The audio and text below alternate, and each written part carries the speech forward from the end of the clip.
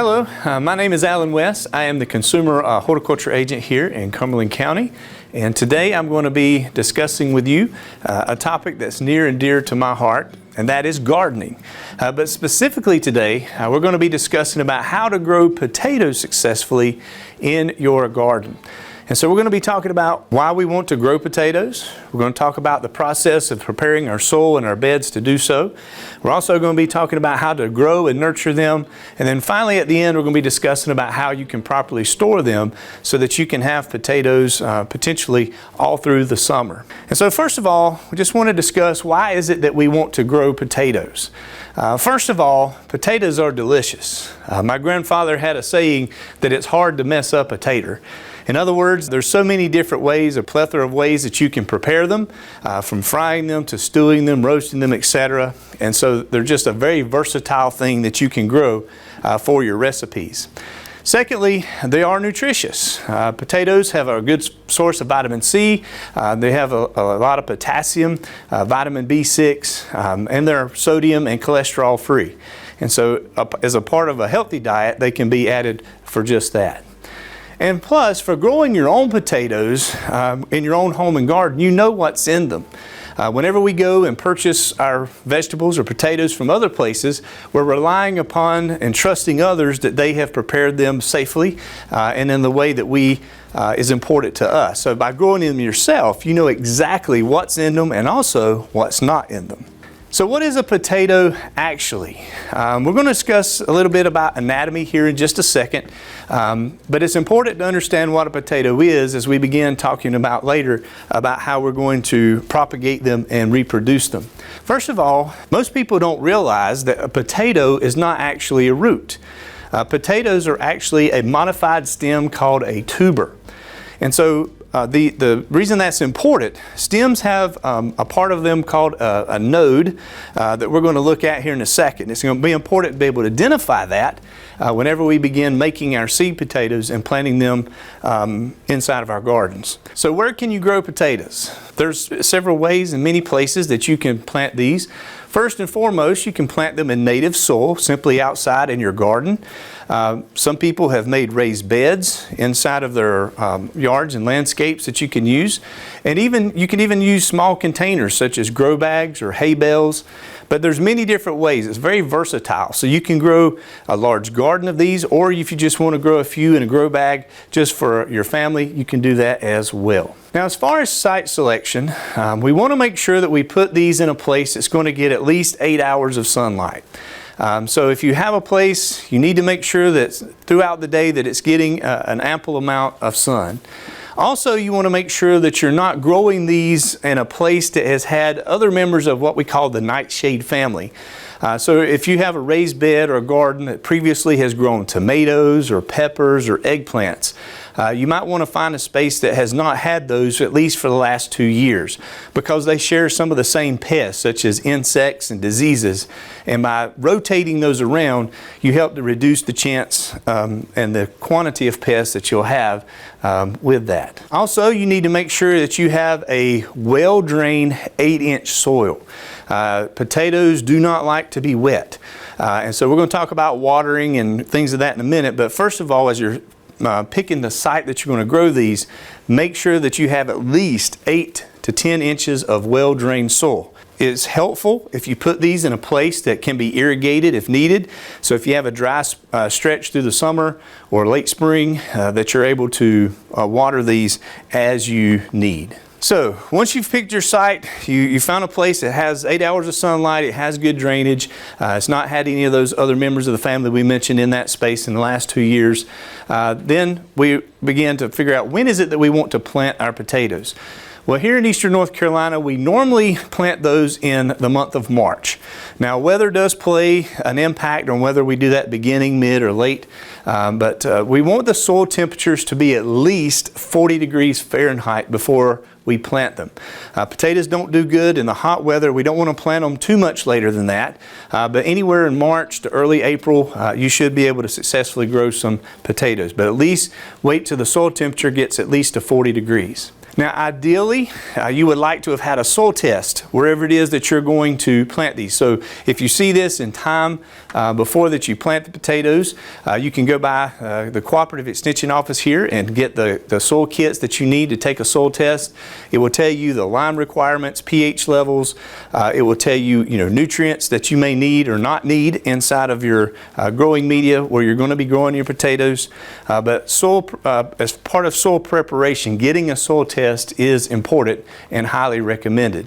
Now, once you've done all that and you're ready to begin preparing the place that you're going to grow these, in some way, shape, form, or fashion, you need to till the soil. Now, if you have a larger garden, most people do that with either a small tractor, a tiller, or things like that. If you have a raised bed, you can simply just take a shovel and go in and just turn the soil. But what we're wanting to do is have a nice aerated, light, fluffy soil. We want to remove any compaction that may be there because, again, we want those tubers to have plenty of space and an ease of ability to be able to go through that soil. So we want to make sure that we till it very well. Now, once you're ready to go purchase your seed potatoes, go to a garden center that sells certified seed potatoes. We do not recommend that you use potatoes that you buy at the grocery store. Many times those are treated with a substance that helps to prevent sprouting. If you've ever noticed, eventually all potatoes will. If you've had bags of potatoes in your closet, eventually they will sprout. But they're treated so that that is delayed. Well, we don't want that. We want them to sprout quickly so that we can begin our plants growing as soon as we put them in the ground. So certified potatoes are not treated with that anti-sprouting substance. And so going and getting certified potatoes at your garden center is important. Plus, not only that, but those are true to type. You actually know what they are, and many times they are disease-free. And so that's important that you get certified seed potatoes. There are two different kinds of potatoes. One is called determinate varieties. These determinate varieties are potatoes that grow in one single layer under the ground. These are like Kennebecks and Yukon Golds. And then there's another category of potatoes called indeterminates. And those are like Pontiacs, and those will actually grow layers upon layers of potatoes as you heel them up. If you don't know what heeling means, we will explain that here in just a moment. The determinate varieties do not produce quite as large yields as the indeterminate varieties, but they do bear sooner, and many of them are very popular varieties. And so determinate and indeterminate, that'll be important in a minute when we go talking about heeling in a second. Now it is time to prepare the seed potatoes that we have. Once you get them inside of at your garden center, they're going to look very much like this. They may have a few little sprouts started, but it'll be a whole potato. And what we're going to do is we're going to take these potatoes and we are going to cut them so that they are approximately the size of an egg. Don't hurt yourself on this. It doesn't have to be exact. That's just a general idea, mental picture to use. But you can simply cut them in half if they're a little bit smaller. Or if they're larger like these, you can even cut these into 3 pieces. But once you cut these potatoes, if you're going to go ahead and plant them immediately, you can, or you can actually cut these a few days ahead of time. Some folks suggest letting them what we call heel. And if you'll look right there, you can see that it's kind of a dry, it's got a callus to it. And so it's healed over just a little bit or calloused. You can cut them and plant them immediately, or cut them a few days ahead, let them callus over and plant them as well. Potatoes need to be planted in rows that are 3 feet apart.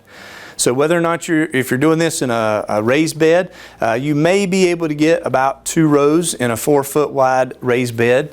If you have a container that you're growing these, a grow bag or a hay bale, you want to make sure that you just keep the seed potatoes about 8 to 10 inches apart. And so once you make your rows, wherever it is that you're going to plant them, again, you want to space those potatoes 8 to 10 inches apart with the sprouts, or the eyes that we call them, pointing up. And then once you have planted those inside of the row that you're going to be planting them, simply take your rake or your plow or your tiller, whatever the case may be, and just cover those up inside of the row. Now ideally you want to water the potatoes within the first couple of days that you plant them. If it's allowable or if it works out, you would like to plant them a couple of days before a good rain. But if not, that's okay. You can water them in, but you want to try to get them irrigated about 2 to 3 days after you plant them. Now, as far as water goes, and this is true throughout the process of the growing season for the potatoes, you want to make sure that the potatoes the soil stays moist but not wet. We don't want it dry and we don't want it sopping wet or saturated. We just want it to be moist. We want to be able to get as much moisture as they need. And as I just showed you a while ago, when you cut potatoes, there is a lot of water in them. They do have a high water requirement, but if the water table or if they stay too wet, then you greatly increase your chances of rot. And so we don't want that. Now, once you've planted these, you've covered them up, and once you have irrigated them or they have been watered, it usually takes between 14 to 28 days before they will break the surface. So if you plant them in 2 or 3 weeks, you haven't seen them yet, don't panic. How quickly they come up depends upon the variety of the potato, depends on planting depth, weather, things like that. For the indeterminate varieties that we mentioned, like the red Pontiac, some of them can be called what we call heel. And what that means is, as the plant grows, the stem of the plant, you can actually bring soil around that plant and it will make new layers of potatoes. Now, Yukon Golds and Kennebecks, the termite varieties, do not do as well with this, but the indeterminate varieties do. And this is an illustration here that you can see. At the bottom there, you can see that there is what we call the mother tuber, where it says seed piece. That's the plant. That's the piece of potato that you planted. And above that, you can see the layers of potatoes. And you see how that soil has been mounded. It just continues to make a new layer of potatoes as you mound that soil around that plant. It's just a way of producing a higher yield in your potatoes. Now, fertilizing is a hard thing to specify just by a guess. In other words, we don't like to guess. That's why it's important that you take your soil test. It will give you recommendations based upon what your soil already has in it or what it needs. And so the best thing that we can say, and also has a lot to do with soil type. If you have sandy soils, then sometimes fertilizers do not hold on as well as in some other soils, loamy or clay soils. And so the best thing that we can recommend is to either contact your extension agent or look at the soil test report that you took and knowing how much fertilizer to put in. If you're using compost, same thing. Now, this is just more of a little side note as your potatoes are growing. If you see this, potatoes do in fact grow a flower. And in my opinion, I think it's a rather pretty flower. It makes a purple flower with a yellow center. Some sources, if you were doing this commercially, some folks I have read other extension agencies have said to pick those flowers off. And the thinking behind that is that the plant you don't want it wasting energy in producing a flower or trying to reproduce and make seeds. Instead, we want it to focus on making that tuber, those potatoes underground, as big as possible. So by removing that flower, you're helping to divert that energy back to the tubers. But for most of your your consumer, home gardeners, this is not really necessary. You can if you want to, but it's really not going to make that big of a difference. So if you see that and you hear folks say that, I just wanted you to be aware. Some folks do recommend doing that, but usually for the consumer at home and the home gardener, it is not necessary. But one thing is usually when you start to see the flower, you do know that you're getting closer to harvest time. Now, as with any garden crop that you grow, we know that there are other things out there that like our crops as good as we do. And one thing that you are going to see if you grow potatoes is something called the Colorado potato beetle. I tell people it's not a matter of if you're going to see this, it's just when and how much that you see. The picture that you see there on the left is the adult, and it lays a patch of eggs there. And the adult does eat some, but it's not the main culprit when it comes to damage to your plants. If you look on the right, those are the larvae, and those things, they eat prolifically. And so you need to make sure that you are scouting your potatoes and looking out for these. They can do a lot of damage in a quick amount of time. And so just because you see one or two doesn't mean you panic, but you do need to keep an eye on them and watching the progress. And once they start damaging your crop to a point you think it's going to harm your production, then you need to take action. There are two different methods that you can do. One is an organic option. There are some products that you can buy that are labeled as organic that are for this, and you can find these at your garden center. And then there are some that are more traditional, conventional types with the chemical name carbaryl. And so depending upon, you do whatever options that you have. And again, these are not the only options. These are just examples of options. However, if you do want to make sure that if you have to treat for Colorado beetles more than once, you don't want to use the same product twice. And the reason is we do not want to build up resistance into these. And so by using two products, you're helping to ensure that they don't become resistant to one type of insecticide. Again, this is not the only disease that has, but one that is common to be found in our area is something called potato scab. And it's usually found in soils that are more sandy and have a higher pH. And so if you see these as you're digging them up, don't panic. It looks like a little sore on the side. It is more for aesthetics. In other words, it's unpleasant to look at.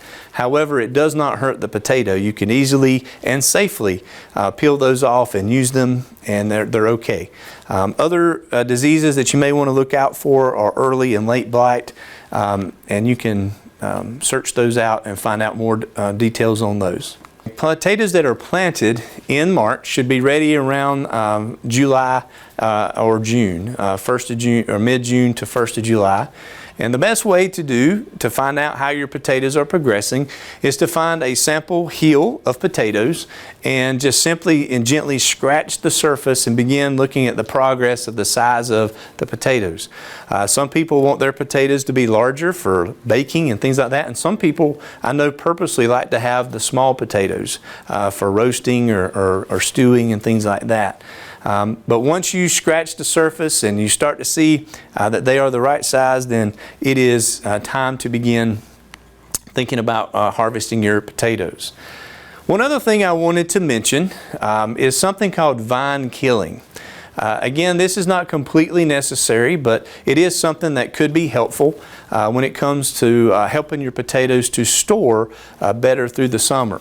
So if you're growing just a small amount of potatoes and you're just growing for consumption, within the first week or two that you take them up, this is not completely necessary. But if you grow a large amount and you would like to help them to possibly last longer through the summer and into the early fall, then this is something that can be helpful, and it's called vine killing. And what it is you're removing the green part of the plant at the ground level. And so the green part, the vegetative part of the plant growing above the soil, you can remove that about 2 weeks before you harvest the potatoes. And what it does is helps to toughen the skins on the outside of the potatoes and making injury less likely.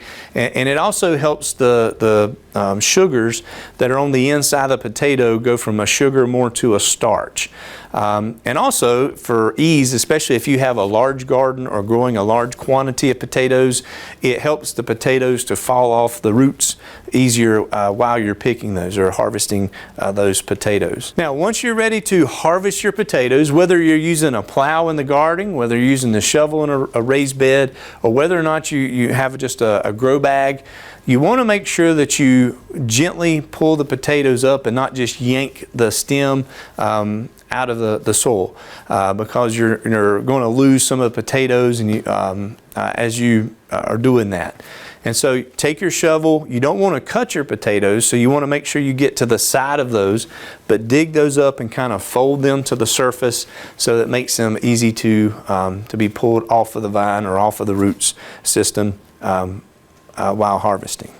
Now, you do not necessarily have to clean potatoes, and what I mean by that is once you've harvested them, you've got them out of the media, the ground, or your bed, you don't have to wash them with water. In fact, some suggest that you do not do that because if you put potatoes back that have any kind of a high moisture content, you're increasing your chance of fungal or rotting problems. But you do need to make sure that you remove the majority of the soil from around the potato. So in other words, if you have a big dirt clod stuck to the side of it, rub that off. But if there's just a little bit of soil stuck to the potato, that's not going to be a huge problem.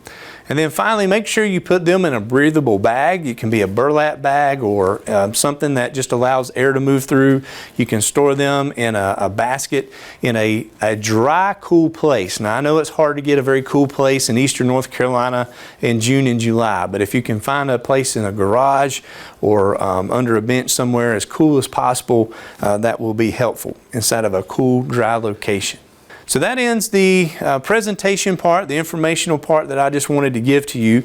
And here in just a moment, we're going to step outside into our demonstration garden, and I'm going to show you a few things that we discussed in class just to give a mental picture to those items. As we mentioned inside earlier, site selection is very important. This here is a section of our demonstration garden that we have here at the Cooperative Extension Office here. The Master Gardeners keep this area. And this is a section that is dedicated to growing fruits and vegetables. And so again, with site selection, again, you just want to make sure that you have 8 hours of sun. This is a very open area. But I did want to just show how important it is to make sure that you, how much difference just a few feet can make. If you look over here to my left, which is only 6 feet away from where I'm standing, there's a tree branch hanging here, and this could be very similar to something that you see at your home. And so once the leaves come out on this tree, this area would be shaded much of the day. And so again, just wherever you're deciding to make this site for your potatoes, go outside through the day, see what areas are shaded, making sure that you have adequate sunlight. This area is definitely well drained, so it's a good area that we can use to grow our potatoes in. We have everything positive that we need. We have a watering system that we can use to irrigate if need be. So the first thing that you're going to do is, like I said, once you get out here, you're going to make sure that you till the soil. So again, you can do this with a tiller, but here in a raised bed, it's just something as simple as going through and making sure that you're going about 8 inches deep and systematically going through in the area you're going to do your potatoes to ensure that we have gotten rid of any compaction that you see, or again, if you see any trash, whatever the case may be, remove any weeds that you have in this area. And so again, you're just going to till this to at least 8 to 10 inches. So once we've tilled up and aerated our soil, once we have it leveled out, we remove weeds and any trash that may be in there. Whenever you're making your rows, there's 2 primary ways that you can do this. One is you can simply just take a tool, whether again it's your tiller or if it's just simply a hoe, you can use anything, shovel, just to make your trench. And again, we want these to be planted approximately 6 inches deep.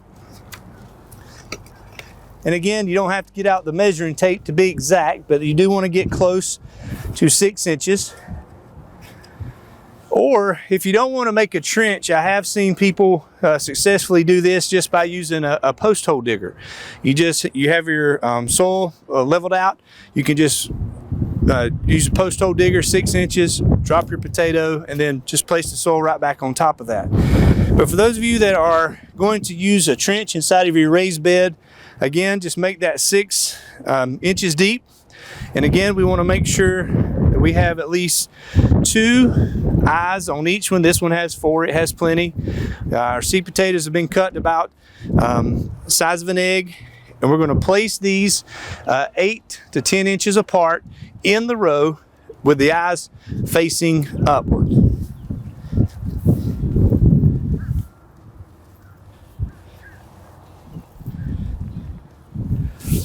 And again, wherever how long your row is, you just continue that process until the end of the row. And then once you have those placed in the row, simply come back with your rake and just cover those up.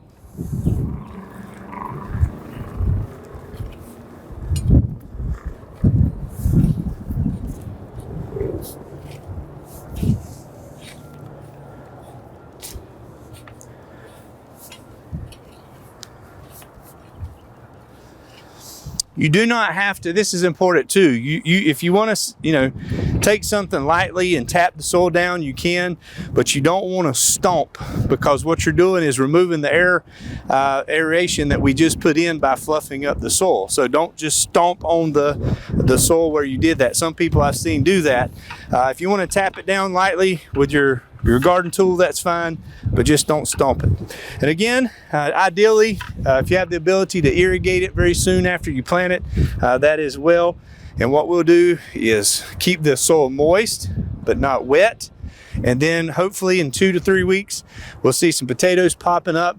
And then once they're growing, we'll continue to nurture those, watch for pest problems. And then hopefully by June or July, we're having fresh French fried taters out the pan. Hope this video has been helpful. If you have any further questions, you can feel free to contact us here at the Cumberland County Cooperative Extension Service. We wish you happy gardening and have a blessed day.